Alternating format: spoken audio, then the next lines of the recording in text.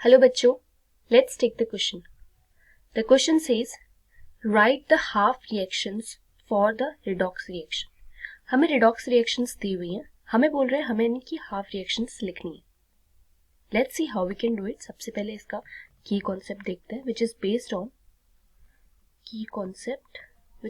On redox reactions.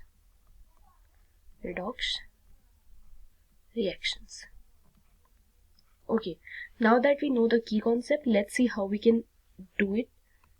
So we have this half reactions. Half reactions तो हमें दे रखी है ना, तो let's write it.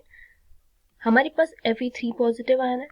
जब हम उसमें एक इलेक्ट्रॉन मिलाएंगे then it will convert itself into Fe2 positive.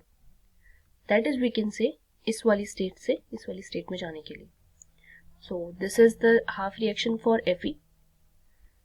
Then we have for I.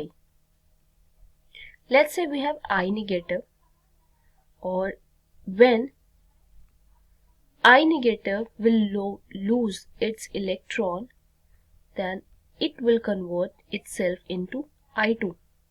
That is, it will be losing its electron. So this is the half reaction for I2. That's how we can represent. इसी तरीके से हम दोनों half reactions को, redox reactions को represent कर सकते हैं. इसमें हम देखेंगे कि जो आयरन के यहाँ पे 2 मॉलिक्यूल्स थे और यहाँ पे भी आयरन के 2 मॉलिक्यूल्स है.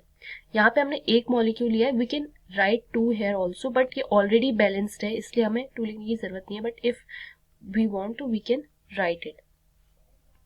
ऑल्दो ऑलरेडी बैलेंस्ड है तो हमें लिखने का जरूरत नहीं है. Next we have this I. For I also again we have, यहाँ पे I2 का फॉर्मेशन हुआ था, so we wrote half here, जिससे ये जो I2 था it converted itself into I.